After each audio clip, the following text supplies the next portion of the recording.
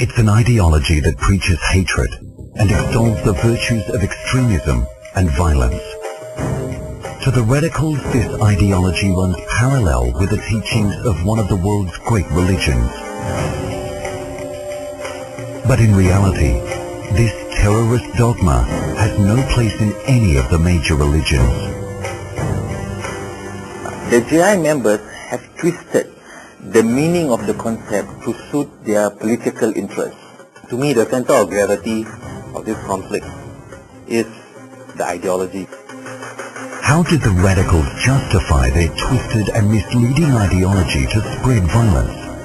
And what could be done to correct their ill-conceived notion of jihad?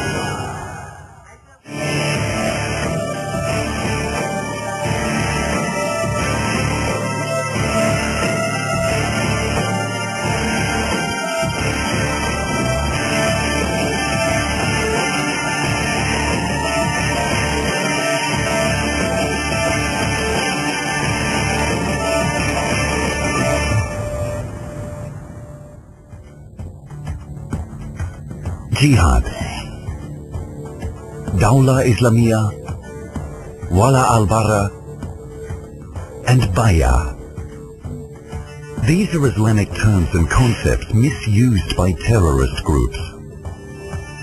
But to radical groups like Al-Qaeda and Jamaat Islamiyah, these concepts have been used to legitimize their struggle, shape their identity, bind their followers, and even galvanize support from those outside the circle to partake in their cause. The concepts put forth by GI members are actually Islamic concepts that have been understood differently.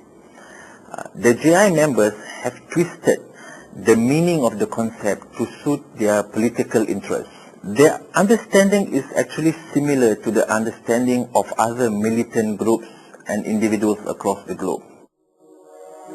As a counselor with the Religious Rehabilitation Group, or RRG, Ustaz Muhammad has been grappling with the problem of extremist ideology and deviationist teachings for many years now.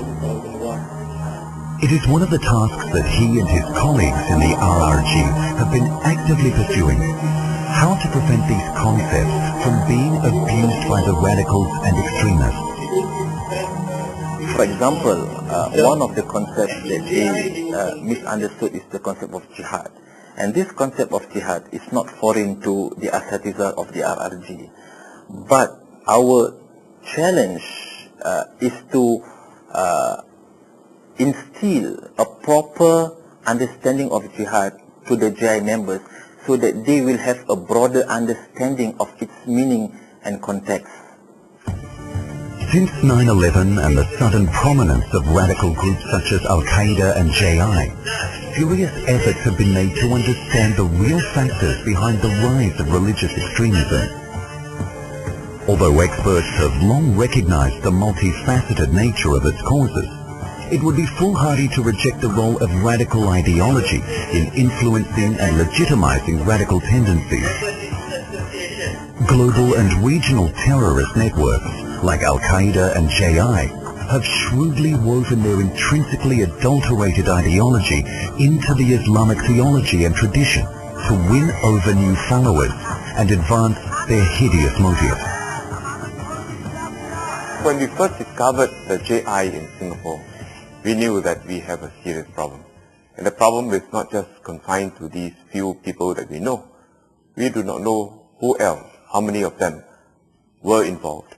So first of all, we have to look for them, we have to identify where these people might be.